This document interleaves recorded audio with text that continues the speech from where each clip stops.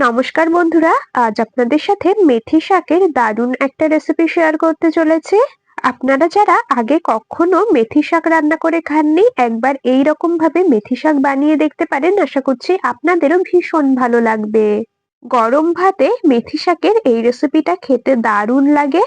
তাহলে বন্ধুরা চলুন আর বেশি দেরি না করে রেসিপিটা শুরু করা যাক। সবার প্রথমে নিয়ে নিয়েছি এক আঁটি মেথি শাক। শাকগুলোকে বেছে নিচ্ছি। শাকের শুধুমাত্র পাতার অংশগুলোই নেব, আর যে ডাঁটির অংশগুলো রয়েছে সেগুলো কিন্তু নেব না। শুধুমাত্র এইরকম ভাবে পাতার দিকের যে ডাঁটাগুলো রয়েছে সেগুলোকেই নেব, আর বড় বড় যে ডাঁটার অংশগুলো রয়েছে ওগুলোকে কিন্তু নেব না, ওগুলো ফেলে দেব। এইরকম ভাবেই সমস্ত মেথি শাকগুলোকে বেছে নেব।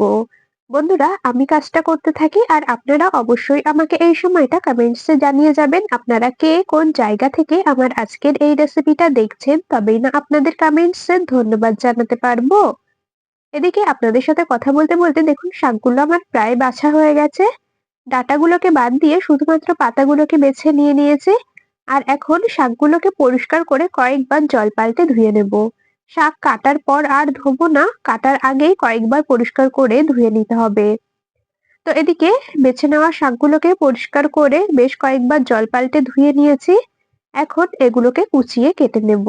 আমি একটা ছুরির সাহায্যে কুচিয়ে কেটে নিচ্ছি, আপনারা চাইলে বটি দিয়েও কিন্তু কুচিয়ে কেটে নিতে পারেন। আর বন্ধুরা, আপনাদের কাছে একটা রিকোয়েস্ট, আপনারা কিন্তু ভিডিওটা স্কিপ করে দেখবেন না। স্কিপ করলে বুঝতে পারবেন না আমি কোন পদ্ধতিতে কি কি মশলা ব্যবহার করে আজকের এই রেসিপিটা তৈরি করলাম।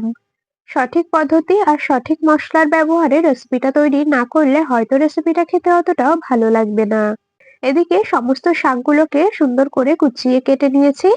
এখন এটাকে একটা ঝুড়ির মধ্যে তুলে রাখছি। আপনারা শাকগুলো যতটা সম্ভব কুচিয়ে কেটে নেবেন। শাকগুলো এখন সাইডে সরিয়ে রাখলাম, চলে এলাম ওভেনের কাছে।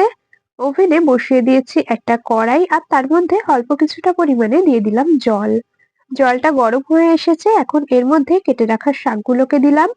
শাক একদম হালকা করে একটু ভাপিয়ে নেব, কেননা এই মেথি শাক হালকা একটু তিতকুটে লাগে, সেজন্য অল্প একটু জলে ভাপিয়ে জলটা ফেলে দিলে কি হয়, তেতো ভাবটা একদমই চলে যাবে। মেথি শাক খুব বেশি তেতো না, একদম হালকা একটু তিতকুটে থাকে, সেজন্য এইরকম ভাবে একটু ভাপিয়ে জলটা ফেলে দেবেন, দেখবেন একেবারেই তেতোটা চলে যাবে। তো এইরকম ভাবে আমি 2 মিনিটের মতো শাকগুলোকে ভাপিয়ে নিয়েছি। এখন এর থেকে জলটা ঝরিয়ে নেব, মানে সেদ্ধ করে নেওয়া বা ভাপিয়ে নেওয়া যে জলটা সেটাকে ঝরিয়ে নেব। একটা ছাঁকনির মধ্যে শাকটাকে ঢেলে নিচ্ছি, আর এই সেদ্ধ করা যে জলটা সেটা ফেলে দেব।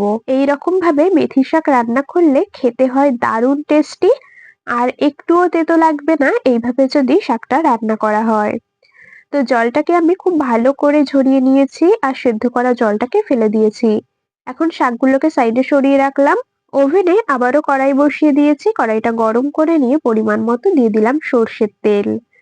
তার মধ্যে হাফ চা চামচের মতো লবণ আর সামান্য পরিমাণে হলুদ গুঁড়ো দিয়ে খুব ভালো করে নেড়েচেড়ে মিশিয়ে নিচ্ছি।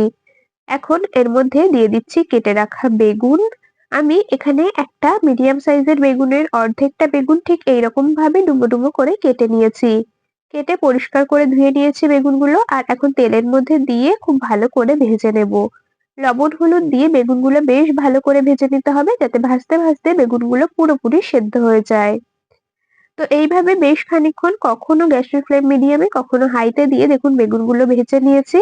বেগুন সুন্দরভাবে সেদ্ধ হয়ে গেছে, বেশ ভালো করে ভাজাও হয়েছে। এখন ভেজে নেওয়া বেগুনগুলো তুলে রাখছি একটা পাত্রে। তো এখানে একটা পাত্রে ভাজা বেগুনগুলোকে তুলে নিলাম। এখন এর মধ্যেই দিয়ে দিচ্ছি আরো কিছুটা পরিমাণে সর্ষের তেল। তেলটা গরম করে নিয়ে এর মধ্যে দিয়ে দিচ্ছি দুটো শুকনো লঙ্কা। শুকনো লঙ্কা দুটোকে একটু ছিঁড়ে ছিঁড়ে দেবো। শুকনো লঙ্কাগুলোকে বেশ ভালো করে একটু ভেজে নেব, যতক্ষণ না শুকনো লঙ্কার থেকে বেশ সুন্দর একটা ভাজা গন্ধ বেরোচ্ছে। তো লঙ্কাগুলোকে বেশ ভালো করে ভেজে নিয়েছি, এখন এর মধ্যে দিয়ে দিলাম কুচিয়ে নেওয়া পেঁয়াজ। বেশ বড় সাইজের একটা পেঁয়াজকে সুন্দর করে কুচিয়ে কেটে রেখেছিলাম। পেঁয়াজ কুচিটাকে দিয়ে খুব ভালো করে নেড়েচেড়ে ভেজে নিতে হবে। পেঁয়াজটা সুন্দর নরম হয়ে আসা পর্যন্ত, পেঁয়াজের গায়ে হালকা গোল্ডেন ব্রাউন রং ধরা পর্যন্ত। তো এইভাবেই কিছুক্ষণ ধরে নেড়েচেড়ে ভেজে নেব। আর এখন এর মধ্যে দিয়ে দিচ্ছি আমি ওই 4 থেকে 5 কোয়া মতো থেতো করে নেওয়া রসুন। থেতো করে নেওয়া রসুনটা যদি আগেই তেলের মধ্যে দেওয়া হতো তাহলে রসুনটা অতিরিক্ত বেশি ভাজা হয়ে যেত, রসুনের যে সুন্দর ফ্লেভারটা সেটা নষ্ট হয়ে যেত। সেজন্য আমি পেঁয়াজটাকে খুব ভালো করে ভেজে নিয়ে তারপর রসুনটা দিলাম। এরপর আমি একটা মিডিয়াম সাইজের আলুকে এরকম ছোট ছোট ডুমো ডুমো করে কেটে রেখেছিলাম, আলুগুলো দিয়ে দিলাম। বেশ ভালো করে এইরকম ভাবে নেড়েচেড়ে কিছুক্ষণ ভেজে নিতে হবে। তো আলুগুলোকে দিয়ে বেশ খানিকক্ষণ একটু ভেজে নিয়েছি। এখন এর মধ্যে দিয়ে দিচ্ছি ওই 4টের মতো চেরা কাঁচা লঙ্কা। আপনারা যেই রকম ঝাল খাবেন সেই হিসাবে কিন্তু কাঁচা লঙ্কার পরিমাণটা কম বেশি করে দিয়ে দেবেন। তো এদিকে আলুগুলোকেও দিয়ে বেশ কিছুক্ষণ আমি ভাজা ভাজা করে নিয়েছি। এখন এর মধ্যে ভাপিয়ে রাখা শাকগুলোকে দিয়ে দেব। আর শাকগুলোকে দিয়ে আবারও সমস্ত কিছুর সাথে খুব ভালো করে নেড়েচেড়ে মিশিয়ে নিতে হবে। তো এরকম ভাবে শাকগুলোকে দিয়ে আরো মোটামুটি মিনিট খানিকের মতো নেড়েচেড়ে রান্না করে নিয়েছি। এখন এর মধ্যে দিয়ে দেব পরিমাণ মতো লবণ আর হলুদ গুঁড়ো। যেহেতু আলুগুলোকে ভাজার সময় কিছুটা নুন হলুদের ব্যবহার করেছি, বেগুন ভাজার সময় কিছুটা নুন হলুদের ব্যবহার করেছি, অবশ্যই সেই কথা মাথায় রেখে এখানে লবণ হলুদটা একটু কম দিয়েছি। তো যাই হোক, লবণ হলুদ দিয়ে খুব ভালো করে নেড়েচেড়ে মিশিয়ে নিয়েছি। এখন এটাকে ঢাকা দিয়ে কিছুক্ষণ রান্না করে নেব, যাতে করে শাকগুলো সুন্দরভাবে সেদ্ধ হয় আর আলুগুলো পুরোপুরি সেদ্ধ হয়ে যায়। তো এইরকম ভাবে মোটামুটি আমি 4 থেকে 5 মিনিটের মতো গ্যাসের ফ্লেম মিডিয়াম টু লো তে দিয়ে ঢাকা দিয়ে রান্না করে নিয়েছি।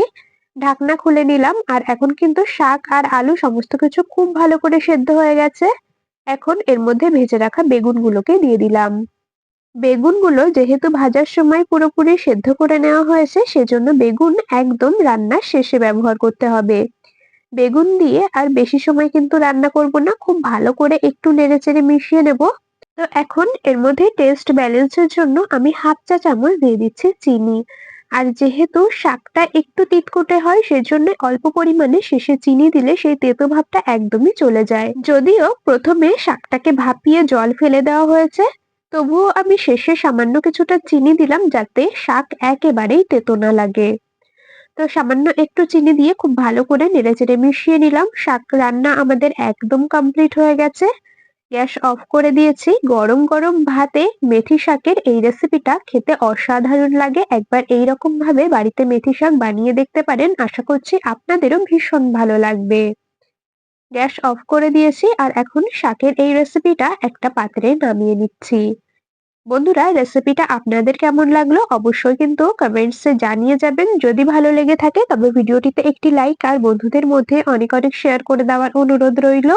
আর আপনাদের কাছে একটা রিকোয়েস্ট, আপনারা যদি ভিডিওটা ইউটিউব চ্যানেল থেকে দেখে থাকেন অবশ্যই সাবস্ক্রাইব করে রাখবেন, আর যদি ফেসবুক পেজ থেকে দেখে থাকেন পেজটিকে ফলো করে রাখবেন এইরকম আরো দারুণ দারুণ রেসিপির আপডেট সবার আগে পাওয়ার জন্য।